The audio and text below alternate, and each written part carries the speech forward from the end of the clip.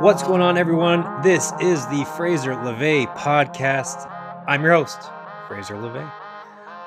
New website, beta launched, faneverland.com. Fan and then everland.com.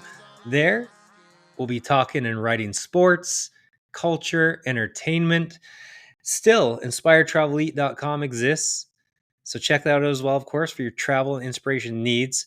But today we're talking Faneverland stuff with 6 reasons why Team USA will not win a gold medal with the men's Olympic basketball team. Yes, they're a powerhouse. Yes, they're the most talented team 5 times over in the tournament. They're immaculate. Let's not get it twisted.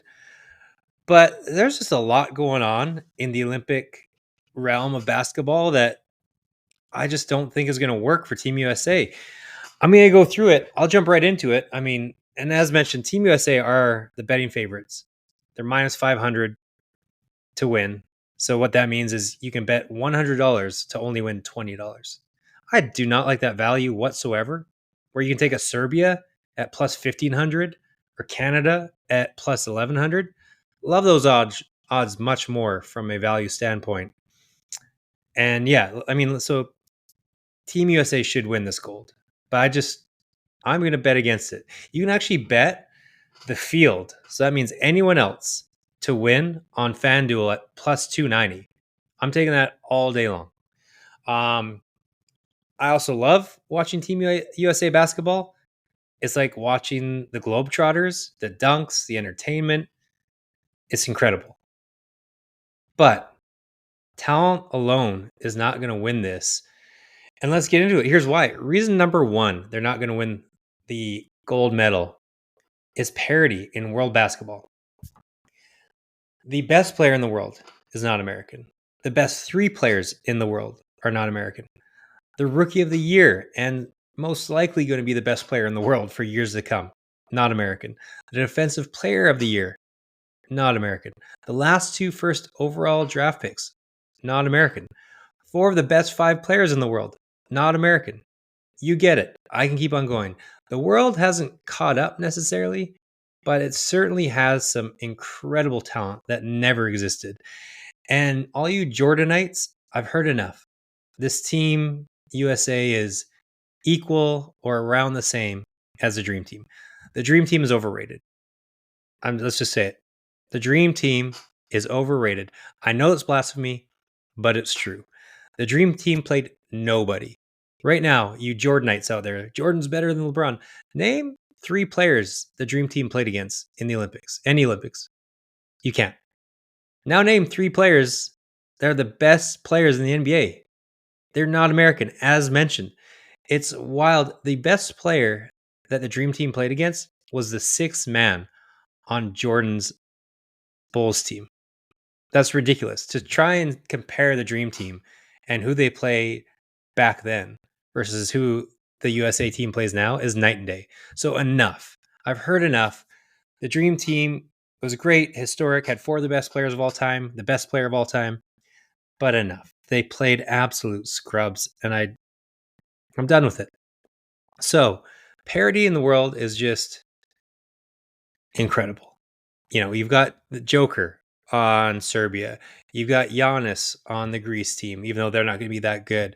Team Canada is filled with everyone plays in the NBA but 1 player, including arguably the 2nd best player in the world right now. At least he was 2nd in MVP voting. So in SGA, they've got a great team.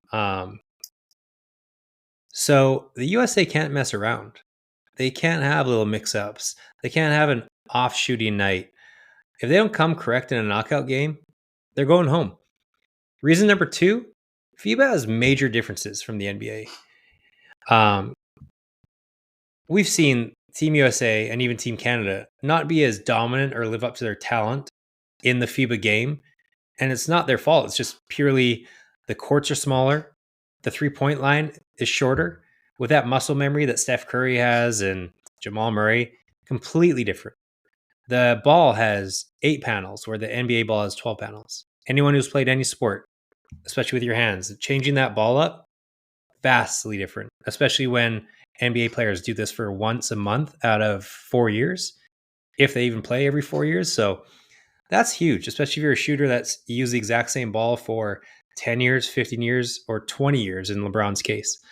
Um, Goaltending, as many of you probably know, there's goaltending is allowed in FIBA, which you'll see, watch Team USA, they'll lose 2 to 10 points from being slow to react to the goaltending rule, where a lot of the European teams or Australia guys, they're used to swatting that off the rim or putting it back on a dunk when it should be goaltending in the NBA. So those 2 to 4, 6 points, those will matter now. Those little points didn't matter when they're blowing out teams by 30. Now in a tight game, you'll see those little mistakes, let's call them, that'll be what changes a game. I mean, yeah, so it's also much more physical. The FIBA game allows way more hand checking. It's way better to watch. Honestly, I love watching Olympic basketball or FIBA basketball. You're not seeing James Harden shoot 20 free throws a game. You're not seeing ticky-tack fouls. They even also play that soccer advantage rule a little bit, where it's like, okay, you got fouled, but you kind of had a better chance at a layup or a shot if we just let it go. So they do that. The NBA actually changed the rules this past year. If you watch the NBA, you know, where now it is actually more physical. It's gotten much better. And some people think they did that so the US team would have a better shot at the Olympics and kind of prep for them. I'm happy the NBA made the change. I love watching Olympic basketball. It's way more fun to watch. So the physicality, games are shorter. In the NBA, as you know, you can watch a game in the third or fourth quarter, tune in late, and the Warriors are down 20, at least maybe not this last year's Warriors, but the Warriors down 20. You bet on them to come back because they can come back from anything. Instead of the longer halves, now there's only 10-minute halves in FIBA, which means if you're down and you don't come correct out the gates, you can all of a sudden be down 20, and it's a lot harder to get back in it. This people underestimate how changing the game by, I think it's 83%, so it's 17% less game time. You can't go on those immaculate runs that maybe you're used to come back like, oh, we're down 20, we can plenty of time left. No, there's significantly less time to get this done. So that's a big disadvantage for the NBA as well. And yeah, that's pretty much it on the FIBA side. Because yeah, I mean, as I did mention, there are a lot more NBA players in the Olympics, but not nearly like Team USA or Team Canada.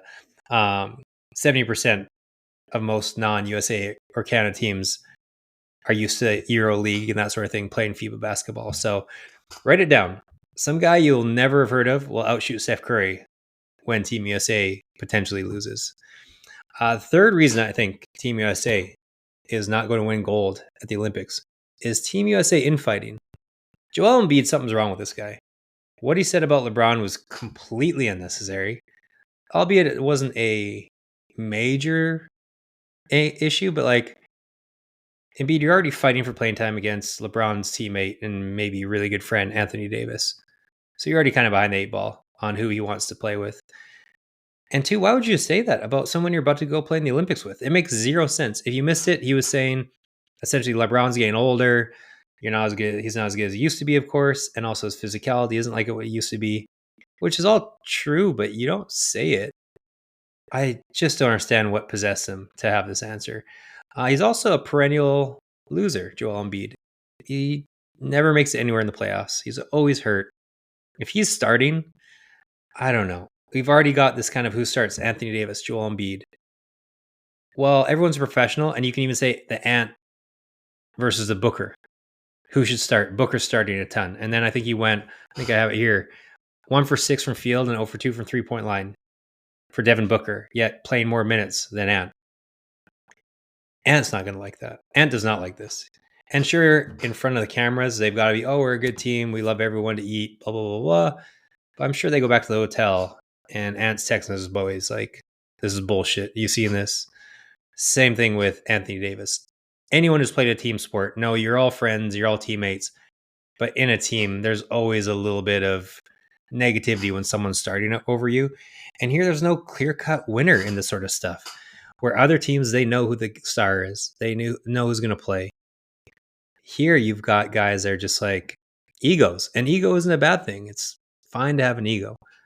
But these egos can get in the way in this sort of game. So especially, I mean, can you imagine if LeBron missed the shot against South Sudan or the shot against Germany?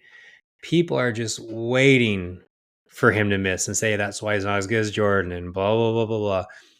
And Ant should have the last shot. Curry should have the last shot.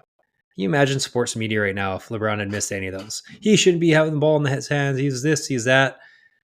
So the second LeBron falters, all of the U.S. is going to attack him. Every Jordanite, every Skip Bayless of the world, he's not the guy that he was, blah, blah, blah. So let's just wait. Everything's happy and great when you're winning. When you lose, that's when the wheels fall off. So if they somehow lose a group game or a knockout game, I guess they'll be out if they lose a knockout game, but it's just not all roses. Let's say that. Reason number 4, USA won't win the gold medal. It's one and done knockout games when it gets to the knockout stage, which means anyone can win. If it was a 7-game series, I'm taking the USA with all my money. Take it all. They're going to win 4 games out of 7 against everyone all day. No question. A 1-game March Madness style where Jamal Murray gets hot, where Bogdanovich gets hot, where some guy you've never heard of gets hot, Patty Mills. Someone will just catch fire and be unstoppable. Schroeder, he gets crazy. It's unreal to watch Olympic basketball and see, chaos from a guy you've never heard of just go by you. And like I said, like the time is shorter. If you don't come out of the gates, all of a sudden you're down 20. It's not easy to come back, especially with how physical it is. On defense, you can be. There's no, Steph can just get open and rain threes. No, people can just swipe at him, push him, hand check him, everything. So a 40-minute game, one and done, it's a scary proposition for any team. And as I mentioned, those players from reason 4, reason number 5, no one is more dangerous in Olympics than a mid player from another country. Dennis Schroeder, as I said, Franz Wagner, Dylan Brooks, Patty Mills, Evan Fournier, all of them will erupt for 25 points or a 15-point fourth quarter and win a game out of nowhere. It's absolutely insane. It'll be so frustrating if you're a Team USA fan to watch the team you have just get shredded by a C- player in the NBA. So keep eyes open for that. And 6 is passion and being hunted. I'm not saying Team USA doesn't have passion. Of course they do. But I liken it to the USA just has this confidence that they should have. They know they're the best players in the world. It's enormously deserved. So they have like a confident look in their eyes. They're not sweating it. They're not worried. They know they have skill. But then you go to a team like Serbia, a team like Germany. They're more like a cornered wild animal where they're going to gnaw your leg off, their leg off, do anything they can to win this game. They're going to raise to a standard they've never played before. This is life or death for them. If you watch the game in Serbia, like those highlights that Jokic used to play in, where the place is just going mad and like it's like a soccer game with red flares and screaming. It is absolute chaos in these other countries.